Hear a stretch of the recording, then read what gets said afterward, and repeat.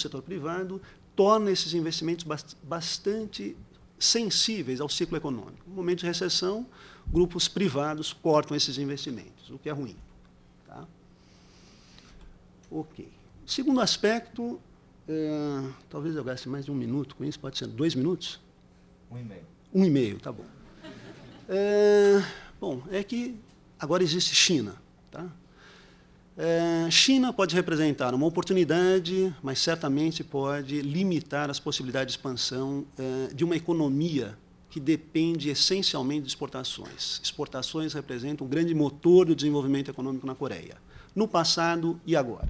Tá? Então, hoje, exportações representam mais de 50% do PIB na Coreia. Tá? Só que agora a Coreia tem que competir no próprio país, no próprio local, né, na própria Coreia, e em terceiros mercados com a China. Tá? Aqui alguns dados que eu busquei comparando Coreia e BIC, excluir Rússia, tá? E aí os contrastes são muito grandes. Tá? Mas, enfim, só a análise dessa tabela demandaria um tempo muito grande que eu não disponho. China é um mercado bastante importante para as exportações coreanas. Tá? Então, a China representava 22% do destino das exportações coreanas em 2007. Tá? Coreia exportou para a China, em 2005, cerca de 77 bilhões de dólares. Tá? É uma cifra bastante grande. E a Coreia mantém ainda um superávit comercial com a China. Tá? A questão problemática é a seguinte: a China tem aumentado as suas exportações em relação ao PIB. Tá? Então, vocês podem ver que a inclinação dessa reta escura é maior do que a inclinação da reta lilás, que representa exportações sobre o PIB mundial. Né? A participação da China no total das exportações mundiais tem crescido bastante também. Hoje em dia está por volta de 8% das exportações mundiais. Então, o market share da China tem se expandido. Né? E mais do que isso, tá? Um indicador feito pelo Daniel Roderick, que mostra a densidade tecnológica das exportações, tá? Mostra que esse gap entre a sofisticação tecnológica das exportações chinesas e coreanas tem se estreitado. Tá? Então, Coreia está representada no gráfico na linha mais acima e, Coreia na linha mais acima e a Coreia, essa linha azul, no meio. Tá? Então, vocês podem perceber que o diferencial tem se estreitado. O que significa isso? Que a China não exporta apenas brinquedos e quinquilharias, mas se preocupa bastante em exportar cada vez mais produtos com sofisticação tecnológica. Tá? Aqui eu dou alguns indicadores. Outro indicador importante, a China exportava em 2000, 19% das suas manufaturas eram exportações, 19% das exportações de manufaturas eram representadas por exportações de alta tecnologia.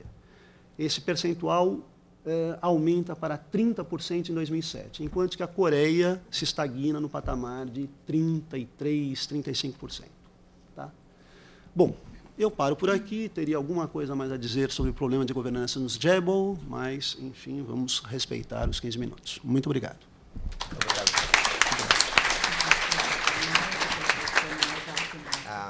Muito obrigado, professor Dante.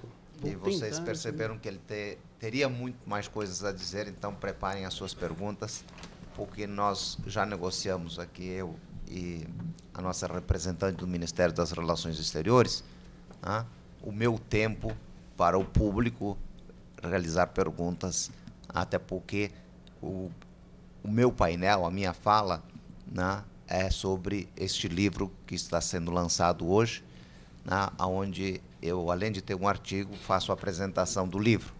E aí, essa apresentação pode ser facilmente consultada aqui na sala ao lado, onde o livro está em exposição. Mais uma vez, a presença é indispensável. E está com alguém da editora sendo comercializado. Mas eu gostaria também de ressaltar e também agradecer ao ministro Francisco Holanda por nos ter concedido o seu braço direito lá no Ministério, que é a ministra Cíntia Bugané, que tem nada mais, nada menos de 4 anos de inserção na sociedade coreana, exercendo atividades na embaixada em Seul. E por isso, então, que eu também cedo grande parte, não todo, do meu tempo para a exposição dela, que eu acredito que é de interesse de todos nós, porque é sobre um assunto ainda não resolvido na comunidade coreana, que é a problemática que aquela população vem sofrendo desde os anos 50, da separação de suas famílias, da separação de um povo coreano em 2 partes. Tá? Simplesmente se atribuiu norte e sul a um mesmo povo, a uma mesma comunidade, e esse, então, é o assunto que a Cíntia vai trazer para nós hoje. Estamos com um problema técnico e o PowerPoint não está... Será que é a versão do PowerPoint? Precisamos contratar um coreano para nos ajudar. Não coreana, né? Obrigada por isso. Eu passo para você. Eu trouxe 2, um coreano e um brasileiro, porque tinha que sair o PowerPoint, tá tão bom. Eu procurei resumir um pouco, porque o assunto é tão rico, é tão abrangente. Mas, em primeiro lugar, boa tarde a todos. Estou muito feliz de estar aqui na USP, mas eu sou do interior do Espírito Santo. Então, quando eu estudei no Rio, eu já achava o máximo. Imagina estar aqui na USP. Então, eu agradeço muito. Sinceramente, foi uma honra muito grande. Obrigada, professor Gilmar Maceira, professora Ilma.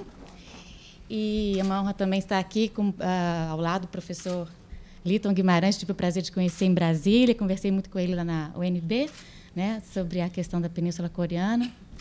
Agradeço também a minha amiga embaixatriz Ana Rosa, que esteve em Seul também. Professor, não estou vendo o Henrique Altamani. Daqui a pouquinho ele está aí. Bom, eu vou tentar resumir um pouco, porque o assunto realmente é muito complexo, né? Eu tive a oportunidade de trabalhar na Embaixada do Brasil em Seul por 4 anos. Voltei recentemente e trabalho na divisão, justamente, chefia de divisão do Japão e da Península Coreana, uma divisão nova, para vocês verem a importância da Península Coreana hoje. A gente nem tinha essa divisão, né? Era tudo junto, era da OC 2, todos os países da Ásia. Então, eu estou muito contente e vamos ver, então, tentar falar rapidamente sobre as perspectivas de reunificação da Península. Bom, difícil resumir esse assunto, mas tentando assim começar, a gente tem que falar um pouco da história, né, naturalmente. E essa avaliação das perspectivas de reunificação, acho que elas devem considerar questões políticas e geoestratégicas, né, em torno da península. Vou fazer um breve histórico para mostrar que vocês estão vendo ali a posição dela, né? A China, o Japão. Então, ela tem até uma expressão, a shrimp among whales, né? Um camarão entre baleias. Então, é uma posição realmente muito delicada, mas muito estratégica, né? Então, a gente tem que considerar também, nessa questão da reunificação, das perspectivas de reunificação, né? Também os fatores externos, né? Os países que estão em volta, os interesses dos países, também do chamado mecanismo das negociações hexapartites, como a gente sabe, são as 2 Coreias, né? A Rússia, a China, o Japão e os Estados Unidos. Então, interesses divergentes, cada um tem o seu próprio interesse. Mas a gente assim, pode dizer que teve um saldo positivo, né? Depois a gente vai falar mais sobre isso quando chegar o momento. E, bom, então, os fatores externos, a gente pode mencionar as mudanças ocorridas nas últimas 2 décadas, né? O fim da Guerra Fria, o advento da distensão leste-oeste, envolvendo tanto Washington quanto Tóquio, Pequim, Moscou, a transformação da China, né, em grande potência, de uma forma assim, inusitadamente muito rápida, né?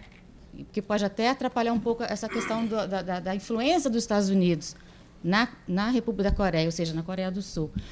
Então, a gente tem que levar em consideração isso, né, dos Estados Unidos como protagonista na região, inclusive de aliado, né, essa aliança estratégica com a República da Coreia, de protetor, né, da República da Coreia, e também a persistência de sentimentos assim, hostis em relação ao Japão. Né? O Japão, que, como a gente sabe, por tanto tempo, desde 1910, né, 45, a colonização. Então, há ainda esse sentimento hostil do Japão por parte da Península Coreana e da China, que podem ter um impacto negativo sobre as discussões de temas que envolvam esses países. Né? Então, esses elementos são passíveis de influir de forma positiva ou de forma negativa nessas perspectivas. Então, é muito difícil a gente dizer, né, quando vai ser, mas a gente sabe que um dia, né, como dizia Kim Tae-jung, que a gente vai ver também o ex-presidente, que foi o que implementou essa política de engajamento, de cooperação com a Coreia do Norte, ele dizia que não importava se iria demorar um dia, um mês, um ano, 10 anos, 20 anos, mas o importante era ter a coexistência pacífica para poder aí cooperar e um dia reunificar. Então, a gente vai ver também um pouquinho do ex-presidente Kim Tae-jung. E eu acho interessante também falar um pouco dessa substituição das gerações mais velhas pelas gerações mais novas. Se a gente falar com as pessoas assim, mais jovens, assim, até entrevistar na rua assim, de curiosidade, as pessoas acham que elas vêm com grandes reticências a reunificação, porque elas acham que é sacrifício demais dos sul-coreanos, né, que não conheceram a miséria, a fome, não vivenciaram a guerra, né, que hoje eles têm um país moderno, rico, dinâmico. Então, isso a gente também tem que levar em consideração. Agora, claro que eu pessoalmente acho que eles estão 60 anos separados só, né? Mas são 5.000 anos de história em comum. E a península, né, a Coreia, a homogeneidade delas, a mesma cultura, isso também a gente tem que levar em consideração. E também a gente tem que lembrar da categoria à parte, que são como é que a gente pode denominar? Os elementos intracoreanos, né? Como é que vai ser a sucessão de Kim Jong-il? Quem é que ele vai colocar no poder, o terceiro filho? O estamento militar vai ser... Isso também é mais um elemento, né? E a questão nuclear também, que é muito importante. Então, a gente tem ali a Península Coreana, as dificuldades enfrentadas por ela são realmente muito antigas, e seus desenvolvimentos, como a gente tem visto, tem sido visto com muita preocupação por toda a comunidade internacional, porque é uma questão que envolve a estabilidade do Nordeste asiático e do mundo, né?